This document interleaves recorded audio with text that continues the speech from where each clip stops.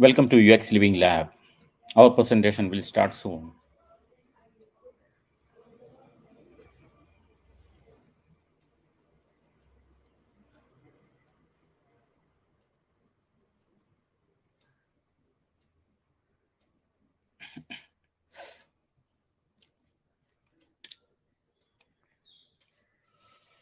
Hi, welcome back. Today we are talking about connecting government machinery in innovation ecosystem.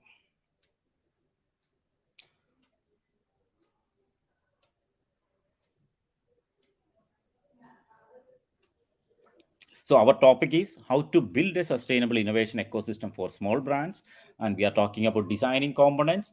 So today's component we are talking about is connecting government machinery. So we already discussed about various components, that is a vendor channels, competitors, customers, startups, other industries, internal team, academia, and now we are talking about government machinery. Okay, if you want to talk to me, fix an appointment by scanning this QR code. We can talk about open innovation journeys, discuss about ideation, concept, look and feel, prototype, MVP, feedback, and we can talk about how to listen, how to plan, how to execute, and how to deploy and measure projects. You are free to share my presentation to your friends and colleagues. At the same time, I'm expecting your comments and likes. Coming back to the topic, connecting government machinery. So, how many ways we can connect government machinery? So, each country we have different government, that the policies and the government structure is different. Some countries have democratic government, some countries have other type of government. But actually, we can generalize all these factors, and we can say that how to connect government machinery. Say anyway, what type of the political structure you have in your country doesn't matter, but it may vary some policies and the way of implementing it. Then what we are talking today is different aspects of government machinery. Is innovation hubs, social nudging, skill accelerators, government policies and mission, financial supports, technology infrastructure, and intellectual property protection. These are the main topics we are talking today. I will go deep into each one. How to use these in your innovation? That is a question in front of us. How to use these factors, these component, these factors in the component, the government machinery, to use in your innovation. Keep in mind that you have a small brand, so you have a lot of limitations. So, but you have to use this in your innovation process. What is innovation hub? In developed countries, that word is so common, but in underdeveloped countries or developing countries, this may not be a concept uh, implemented. May not be thinking about this, but in developed countries, it's common. So, a innovation hub is a physical space that brings together researchers, creators, and innovators to nurture ideas into industry changing products and services. It can be the focal point that encourages collaboration, serves as a springboard for new ideas, and help innovators pursue creative solutions. What it means, that is space is a physical space, that is a building or there is a lab or something like that, where people can come and do or execute and try to develop their own ideas. That's called innovation hubs. In developed countries, lot of innovation hubs. I already visited a lot of government innovation hubs and private innovation hubs. In US, I can see a lot of innovation hubs. In especially in Scandinavian countries, lot of innovation hubs. In Singapore also, there are a lot of innovation hubs. Some are managed by the private institutions, private companies. Some are managed by universities. So different way of operate. Some are exclusive, some are for public. So, for example, when I been to US, there is a big innovation hubs. It's a six-floored building, which is each floor is dedicated to different domains. That is one for software development, another for engineering machineries, another for some medical equipments like that. So six-floor innovation hub that's managed by a university. When I was in Europe, I met with small innovation hubs, which is managed by small private companies. They are also contributing that innovation journeys. And at the same time, I have been to Ericsson laboratory, Ericsson factory. That is, they are exclusively selecting the people, innovative people to their factory and give all the freedom to do that. That is another type of innovation hubs. There are some digital innovation hubs also available. For example, for Lufthansa, it's there. So like that, different way of doing that. But nowadays, digital innovation hubs are also possible in some business aspect. But when we are talking about the physical product, that is not possible. It's not just talking about idea, which will be executing that or which will be developing your product. So all the other infrastructure is provided by government or university or big corporates or community. That's the way the innovation hub works. It's not just a rent out a premise. They will guide you, they will teach you, they will take care of all the required aspects to idea to product. So you have an idea, you develop that idea. Maybe after that you need funding. A lot of things they will talk about: training, funding, manpower requirements, and investments, and a lot of things. So everything is under that hub. That's called innovation hubs. You have to utilize these innovation hubs. What do you get from these innovation hubs? You can learn, inspire from others, how others are using innovation, or you get inspired. You can use your creativity, then develop innovations, then transform yourself to an innovator. So use these facilities in your country to develop this. Most of the innovation hubs I visited is 24 hours open, so anytime you can go without any limitations or any restrictions to gender wise or age wise. Maybe above than 14 years you can enter to the innovation hub and do something. Also, you can continuously uh, take a corner and do something, or once in a while you can be a casual visitor. So different business formats are there, but you have to utilize this facility in your country. That is actually in all the almost all the innovation hubs, especially from government and university, that's free. But in a private innovation hubs, you have to provide some amount yearly or some fees they are charging, but it's very nominal when you compare to other facilities.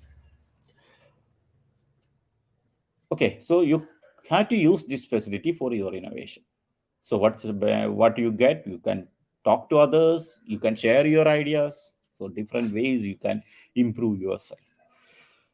Another thing we have today is social nudging. What is nudging? Nudge theory is a concept that proposes adaptive designs of the decision environment as ways to influence the behavior and decision making of groups or individuals. Nudging contracts with other ways to achieve compliance, such as education, legislation, and so this is very psychological concept, and that definition also something like connected to very psychology. So don't be afraid of this type of definition. It's very simple. Look to the picture. How the mother elephant is training its baby elephant. So it will show, inspire, and what we called push the baby elephant to do that. So actually, that the way the mother elephant will do is, it will show how to do, it will and motivate to do, but the baby elephant has to do herself. That is called nudging. So nudging is indirectly or influencing the behavior and decision making of a group or individuals. So you can show this is the way you have to move, or you have to push them, you have to encourage them, you have to inspire them. Different ways you are forced to do that, but that is not mandatory. That method is called nudging. There's a very interesting concept in sociology and psychology. Most of the politicians are using, leaders are using. So how it works? For example, I can give some examples. Digitalization. Government will push different ways to use digital methods. And then another one, the latest we have is work from home. Most of the government, some governments are forcing people to work from home, and 50% from home, 50%. So they are giving some incentives to work from home, or some incentives the other way around. For example, banking. Without banking, we can do business, but government is giving a lot of facilities, as well as encouraging people to do banking. Like that, a lot of things government is pushing. So that these are some examples. So what is happening after that? The behavior of the community is nurturing towards this initiative. When you push these type of things, when you continuously feeding these type of things, the next generation or the existing community also developing towards this within some period. So that is going to happen, the behavior change of the community. So what you have to do, you have to strategize product innovation based on the future community behavior. So now you can notice what are the uh, encouragement government is giving for the social behavioral changes. For example, stops smoking, or think about a lot of things you can say. So there are a lot of initiatives government is doing for that. So look into these factors. So within a specific period, or within some period or near future, the community will move towards that. So your product should address that behavior. That is the way you have to use that. Otherwise, you don't have any role in it. Okay, for example, work from home. Everyone is working from home. So when you innovate the product, you have to keep in that mind. Future community will work from home. Whether your product or the next version of your product is addressing that. That is the role of these social nudging in your innovation. Next, skill accelerators. Government have a lot of initiatives improve the skill of the community. It can be a basic skills, that is basic interpersonal skills or understanding skills. That is mainly from the school education. So they are doing a lot of things in it. So what kids are learning now in their schools, that formulate their behavior in their life, isn't it? So what the kids learned in 20 years back, that is different. What the kid is learning now is different. So that develops the behavior. So what is the curriculum, the basic information that you have to keep in mind and also use it. And another thing is transferable skills. What it means is the communications, and they can explain the skills to others and the proper way. These are the different things after schooling you are learning. That technical skills, that is your expertise on subtopics. Then professional skills, that's professionally managing with science and type of background. So database or database decision skills, and professional skills or engineering skills or medical skills. A lot of things we can talk about. So look into government skill accelerators, what they are pushing, what skills they are going to develop in a community. So that will depends the future utilities, future things. For example, everyone is provided with mobile phones and internet connectivity, so people are learning how to use internet. So if you are developing something without internet, people won't accept that. Like that, you have to look into the skill accelerators. At the same time, you can use this for your own development. How the community is moving, at the same time, why can't you use it? You have to earn some skills, you have to develop some skills. Go to government accelerator programs, most of them are free, so you can have a uh, brief sessions on this. Then encourage yourself in your, for example, you want to do some export, so government is providing that type of classes and brief courses on how to do export.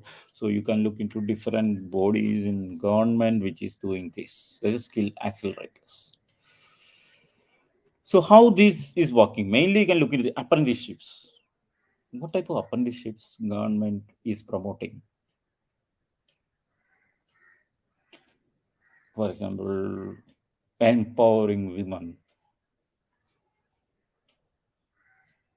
Another is apprenticeship to highly qualified people. Then internships, externships. These are the different ways you can look into these accelerators. So apprenticeships, internships, externships. So you can also use this. At the same time, look into where we where the community is going. For example, nowadays what I notice is in internships, data data analysis. So something connected to data is people are keen on it, and people are very interested to be in internship or externship on data based analysis on and decision making. So in the future community, yeah, developing that behavior, so your product innovation should be connected to data always. So that type of ways you can uh, take the advantage of these accelerators. At the same time, you can learn from these type of accelerators. The next is government policies and mission. Government policy is a principle or course of action proposed or implemented by a government body. So government have their own policies and mission based on their political structure or their vision, mission, and everything. What we have to do is look into these policies. Your innovation should connect to that policies. For example, government is having a privacy policy, government is having an IT policy, government is having a banking policy, so export import policy, lot of things are there. So connect to, but each government is different. So if you are working in one country, that's very easy. But if you are in multiple countries, you have to look into each government for this.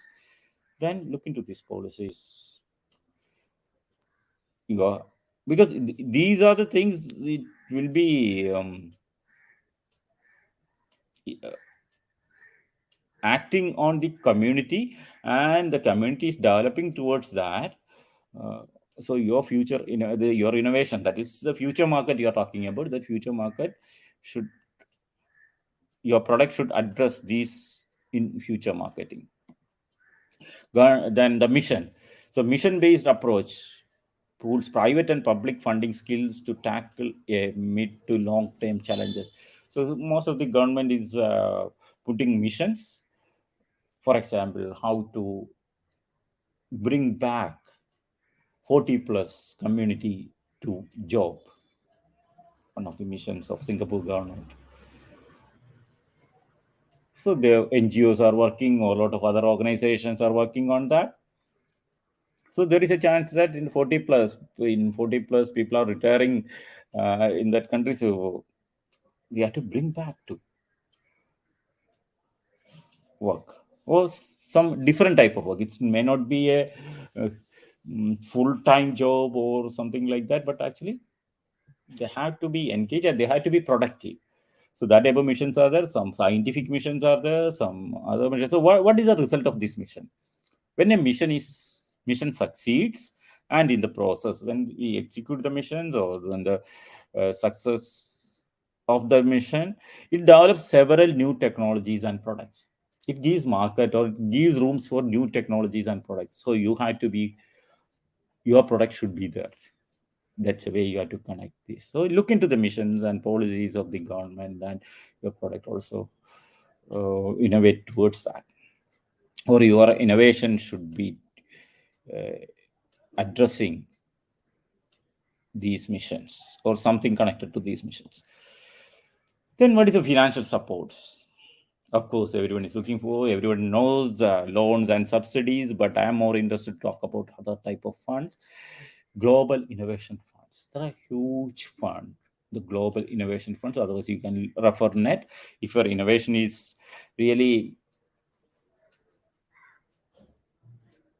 what we call really contributing to the community, these global innovation funds you can claim, or you can uh, get for the support from the global innovation funds. Otherwise, each government is having national innovation funds. This you can look into. CSR from big corporates. Big companies have their corporate social responsibility funds, so you can utilize that. That is more interesting than these two things, because you will get a guidance from that company also. Then venture capital support, if you are lacking the finance, so you can look for venture capital support. Seed funds, if you just an idea, you'll get a seed funds. Then community funding, that's a crowd, maybe some people say that a crowdsourcing or something like that. And loans and subsidies, everybody knows in and loans and subsidies. Well, you can use different type of funds for innovation in your country and globally also. But I am more interested in this community funding. Why I'm saying community funding is better than all these funding is, what is community funding? People are contributing to your innovation. The one advantage is, if more people are contributing to your innovation, you can make sure that your innovation is a contribution to society development. So people are interested in your innovation. At the same time, you can confirm that there are a lot of customers, a lot of clients you can expect in future, because people are accepting your innovation. So you are getting fund. That's not a repayable fund, isn't it? So it's a getting community funding. At the same time, you are getting customers. No other fund you are getting customers. Maybe in CSR, okay, but it's only one company, that doesn't matter. So in the community funding, the advantage is you are getting fund as well as customer, future customer. That's why they look into this community funding. That's a little bit difficult to get the funds get started, because people have to be convinced with your idea. People should be convinced with your innovation. Then only people start funding. Funding is just a donations and contributions I'm talking about. I'm not talking about huge funding from the community. That's not possible. Every individual contributes, or every individual donates something. So that is community funding. So that means you make sure that your innovation is going to adapt it to the community. At the same time, you are assuring the future customers. You are booking the future customers. Whatever ways you can understand, that's okay. So that's advantage of community funding. Then technology infrastructure. What the government is providing. Government should provide technology infrastructure, because nowadays everything connected to technology. However, you have to keep in mind these factors: mobility, data driven, connectivity, electrically powered, sharing. This is the future of technology. What I am saying is, whatever may be your product, it should have mobility, because the future community will look into mobility. They are not interested to stick in one point and to collect all the resources to that point. Their resources are scattered. They need mobility. So mobility is the biggest factor when you go for product innovation. Just think about how the websites or internet searching, everything shifted to phone because of mobility. Before that it's a laptop, then before that is a desktop computer. So if you are using desktop computers, there is no mobility. But when you are using phone, it's mobility. That's why 82% people are using mobile phones. Data driven. That's another important factor. Everything is data driven. That's the future. A huge data is connecting. The volume is very high. So whatever may be your product, that should be data connected. Based on data. Based on data. Oh, consumer is taking decisions based on data. So your innovation should convince a consumer that data, based on this data, your product is valuable to you. Connectivity. Without connectivity, people won't do anything now. Everyone is looking for connectivity from anywhere. Think about one dress, shoes. Think about it. Every product is now connected to net. If you are buying a shoes, you look into connectivity. Then how many steps I have taken? That should be up to updated to my app, and I have to analyze it. Look into the airline booking, or when you book the ticket, what's the first priority? No, you talk to more the frequent travelers. The first priority is internet connectivity inside the plane while traveling. Otherwise, they are not interested to book that airline, because that is one of the must requirement, that is must facility airline has to provide, because frequent traveler is being a business traveler, or he's having a lot of other things. He can't sleep inside the plane. He has no time to sleep. So to be connected, that's the way the connectivity plays the role. Then electrically powered, the future, at least for next 5 years or next 10 years, I can say, electrically powered. So everything is converting to electrical power. Gas or oil is in the downward trend. People are stepping away from that. Now electrically powered. And one more thing is the latest development in electricity, something like wireless electricity, that is already in beta stage. So when it's commercially viable and coming in a big way, so why when wireless electricity is coming in a big way, so everything will be electrically connect powered. Then you need not require battery. So it's connected, wireless connected anywhere, something like what you are doing Wi-Fi in internet, electricity also the same. So the electrically powered, that you have to look into the automobile, look into the bikes and cars or anything. So most of the things are electrically connected now. Then sharing, the asset sharing, that is very important thing. The consumers are going to share the assets. They are not interested in exclusive home, exclusive cars. So it's everything is shared. So these five factors you have to consider when you do innovation, because future community will be depends on these things. I'm not talking about the big product, engineering product, or anything. Think about if you are a producer of ice cream, how mobility work in that product. Ice cream always having the mobility, so no issues. But data driven, it means you have to show that okay, this ice cream is having so much sugar, so much fat, or all these data should be shown. Not only product, when you mix the ice cream, that should be shown. So that's people will look into that. That's a data driven. Connectivity, or how you can connect ice cream to internet. It's a very interesting question. So at least you can, your cups, ice cream cups will be connected. Otherwise, the consumer will connect it, because they will put your ice cream into the Instagram and Facebook. That means it's connected. So it's in the internet.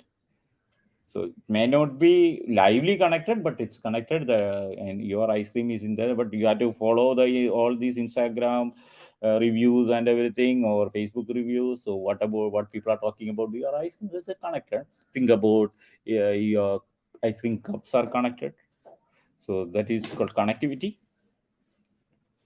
Electrically powered. So whatever the thing you can talk about ice cream machines or something connected to that. So there may not be much uh, prominence in the ice cream, but sharing, of course, people will share. Can I share ice creams? Yes. Okay. But the last two things I'm not much think about why I'm giving such a type of example is you have to be vigilant that whatever may be your product, you think that, oh, what I can do with these, all those things, these are highly engineered and highly technical things here. No, I'm just talking about a consumer product. Toothbrush. Okay, toothbrush. Every After every brushing, it is updating the data and analyzing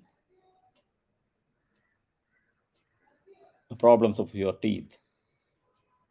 It's available in the market. So if you are a toothbrush manufacturer, look into that. Connectivity is connected, electrically powered.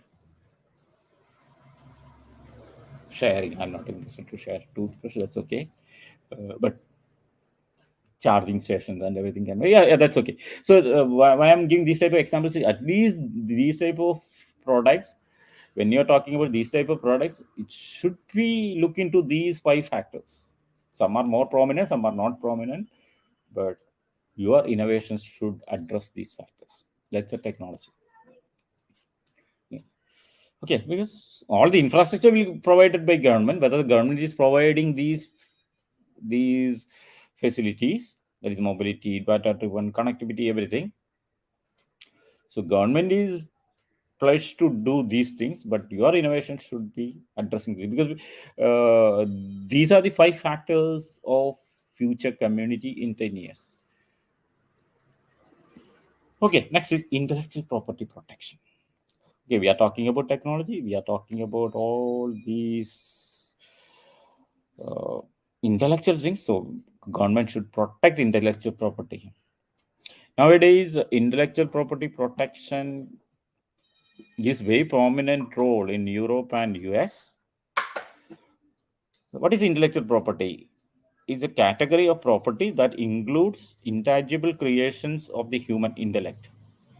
These are many types of intellectual property. The best known types are copyrights, patents, trademarks, and trade secrets. So you are maybe familiar with all those things. But if you are innovating something, that's your intellectual property. So you have to be creative. That should be protected. Your intellectual property to be protected. At the same time, you are not copying others' property. That you have to be vigilant. Otherwise, you will be ended up in very big legal issues. Look into this site, WIPO, what it is, World Intellectual Property Organization. What it is? This site will give most comprehensive source of data on the intellectual property as well as empirical studies, reports.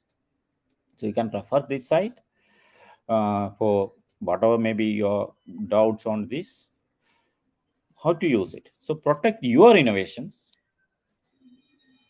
So others should not copy. You have to be protected by law. Have to be protected by law. So you have to protect your innovations. At the same time, you can learn from others. What are the other innovations happening in your business, in your domain, in your industry? You can go through these type of sites and learn what is the new uh, intellectual property registered. Look into that. Okay, these are the main points I already explained. What are the challenges in front of you? The challenges are this is a huge information, this scattered big data. It's very difficult to look into or follow all these data. Whatever data I explained, information I explained, it's a huge data I'm talking about. So scattered big data.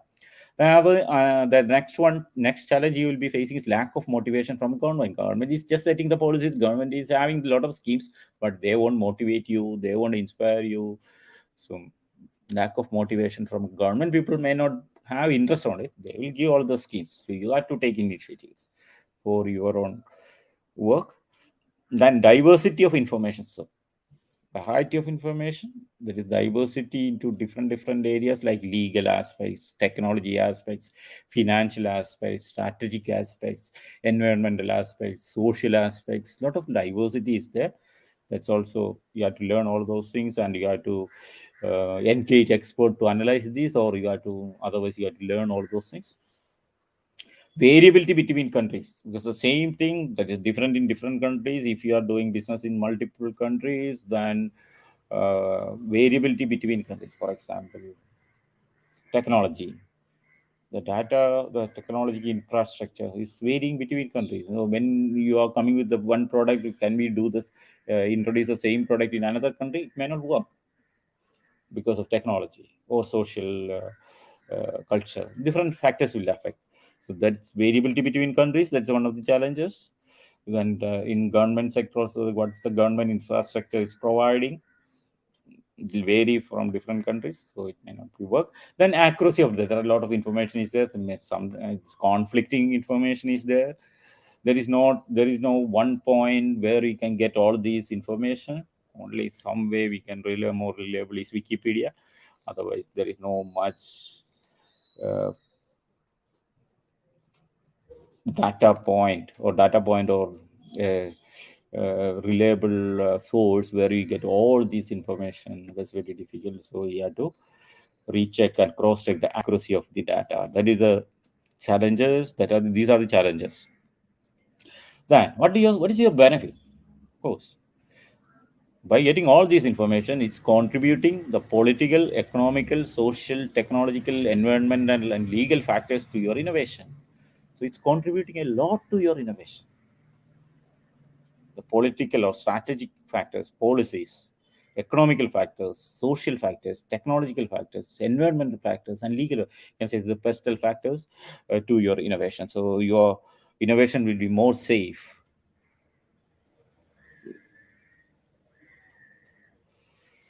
Okay, that's the main benefits you can expect.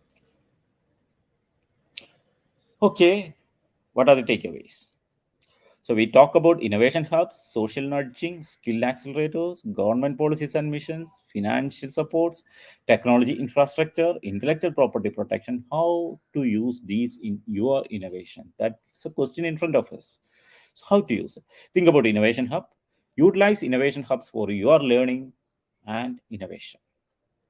That's the way you have to use. Because innovation hubs is a huge uh, investment by government. Utilize it for your learning and innovation. Social nudging, strategize product innovations based on future community behaviors. You have to strategize your product. Skill accelerators, develop basic, transferable, technical, professional skills for you, as well as look into the community, what the community is gaining. So your product innovation should connect to that. Then government policies and missions, strategize product innovation based on government policies and missions. The government is encouraging some sectors, you have to address, your product should be addressed to that sector. Okay, then next is financial supports. Utilize the funds, free funds available in this area, that is innovation. There's global innovation funds, national innovation funds, CSR, venture capital supports and seed funds, community funding, and loans and subsidies. So these are it. Don't look only loans and subsidies. I'm not interested in that because it's a liability always. Always look in the other type of funding. Or a global innovation fund may not be a liability. National innovation funds may not be a liability. CSR, you have a commitment to that company. Then venture capital is of course a liability or commitment to the investors. Seed fund also, but community funding, it's not a liability. At the same time, it assures your future customers. Technology infrastructure, whatever may be the technology, you have to keep in mind that mobility, data-driven connectivity, electrically powered, and sharing.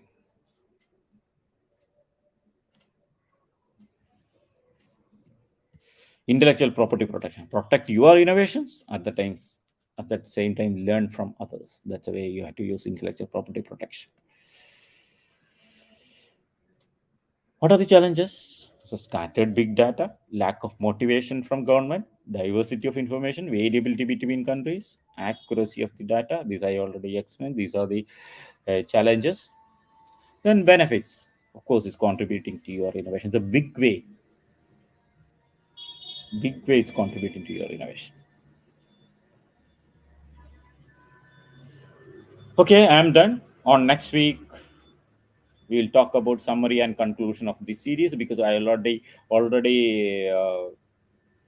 presented all the components, that is vendors channels and the channel partners, competitors, customers, startups, other industries, internal team, academia, and government. So on next week I will summarize all these components.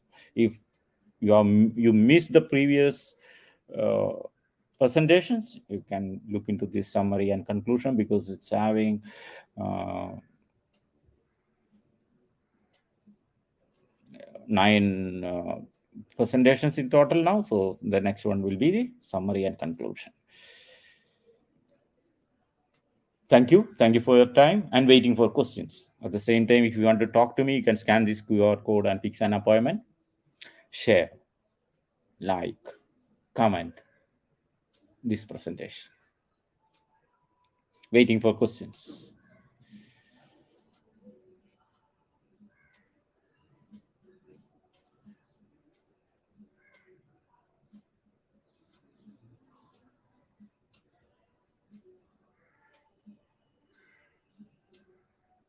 How to get these information?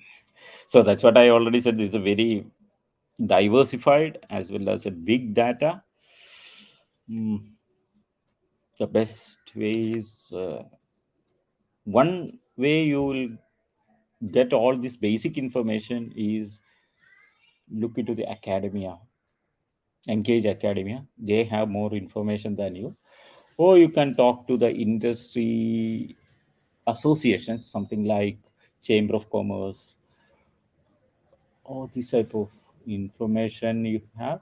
Then subscribe to different newsletters, government newsletters, or different ways of newsletters, different uh, government ministries having their own newsletters, and local programs or government initiatives. I think you have to build a team to, unless if you are capable of doing that, you do it, but you may losing the time for you to do the business and other part. So it's better to engage one as a team, not only permanent teams, maybe like academia. That is one of the best ways you can do. Otherwise, you hire interns and they will be continuously searching for that, this type of information that you can use.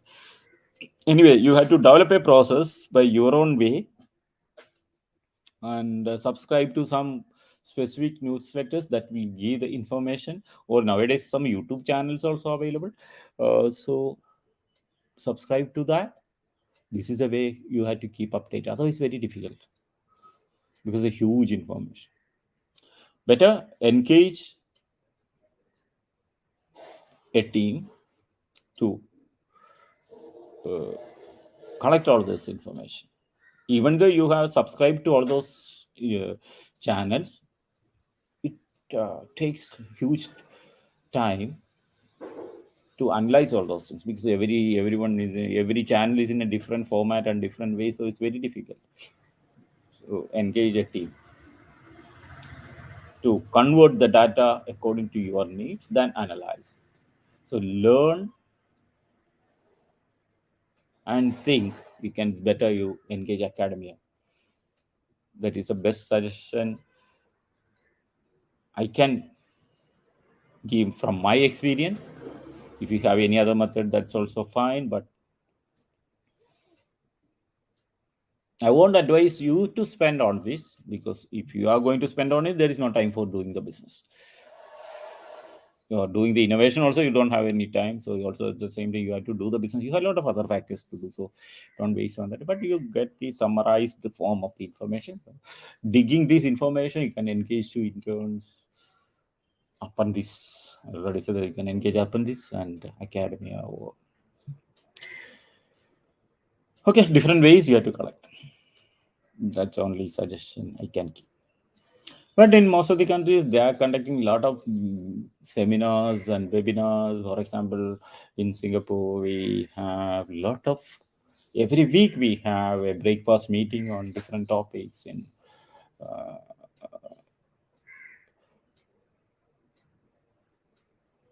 in this type of association with Chamber of Commerce, for example, being a member of American Chamber of Commerce, being a member of Singapore uh, Chamber, different different chambers will be having breakfast meeting or something like that. It's not a entertainment meeting. You have to talk about this type of topics. That's a one way of doing that. In so Germany, it will be they will be contributing mainly through the accountant, because accountant or these type of consultants to your business is a vital, having a vital role. They will get that information. So finance part is coming from that consultant, and legal part is coming from this consultant, technology part is coming from that consultant. But you need not pay to all these people. Subscribe to their newsletters. They are also releasing some newsletters, export newsletters. So you can subscribe to that. That's the best way in Germany. And in Europe or Scandinavian countries, I always visit innovation hubs. Go to innovation hubs, learn what is happening there. There are a lot of motivating speeches, lot of motivating, inspiring discussions, or a lot of things are happening in innovation hubs. It's almost free, so you can go there, spend your free time in it. So that's a way. So different countries have their own ways. In developing countries, they depend on government websites or government policy announcements. Otherwise, you won't get any information like this, because these innovation hubs or chambers are not up to the mark in developing countries or underdeveloped countries. You have to depend solely purely on government. Uh, there is no other ways. Or banks also give some information that community development or some type of government initiatives, their empowerment schemes, that you have to watch. That's the only way. I can't guide you. This is the best way to your country, but depends on the country. You have to decide. Either you have to look into government or the associations or private segment. It depends on how these people are contributing to the innovation of the community. Okay.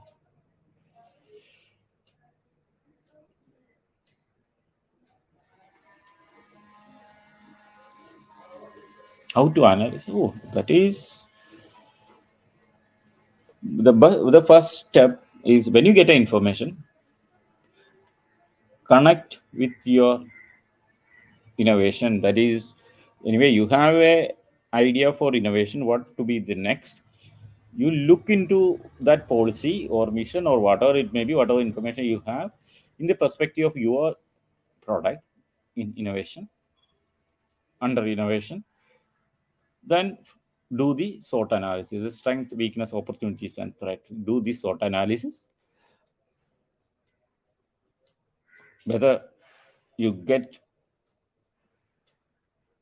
whether you have an opportunity, your product is having an opportunity in it, whether is your product will be rejected from these policy, or this, if this is going to happen, your product will be outdated or you'll be eliminated.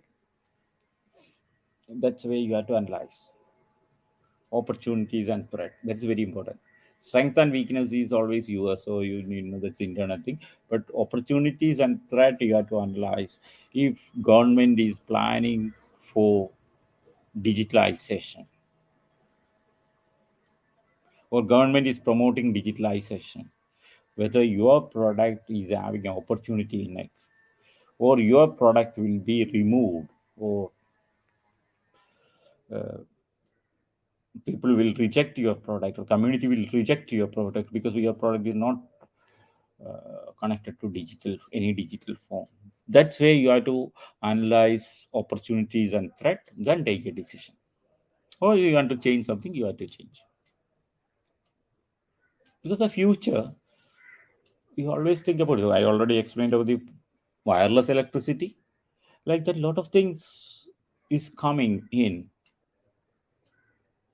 and it will be replacing or it will be substituting a lot of established product. So I won't recommend a gas station now. I can't, because in most the global trend is towards electricity, so there is no much room for a gas station. So think in that way, and think about all the purchases are going for digital. Then think about malls, shopping malls, how to convert it, how to address that situation, complete digitalization, online purchases. Then how to convert, how to contribute that mall, because mall is a huge investment. How to contribute that mall to online purchases. That way you have to think. If you are a mall operator, then you have to think in that way. How you can. Maybe the shops will be converted to experience centers. There is no sales in the shop, but it should be experience center. That's one way to convert. That's my just an immediate thought. Think about these are the different ways how to find the opportunities in that movement, because you can't stop it. You can't stop digitalization because that's a government policy. That's in a big way the social innovation is happening.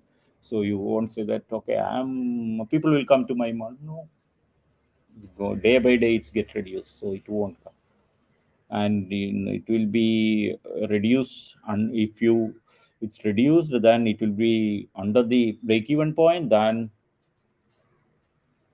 you will be in trouble. So find the opportunities in these type of innovation, especially when you talk about the policies and economical factors, social factors, technology factors, legal factors, environment factors. These are the things you have to talk about. What's your, for example, you're a packaging company. Now, circular economy is coming. Everyone is looking to the circular economy. Then your packaging, whether you this packaging address to that, that's the way you have to find the opportunities. Find the threat first, then how you can convert that threat into an opportunity by changing your, by doing some innovations in your product. That's it. Okay. Thank you so much. Thank you for today. See you next week.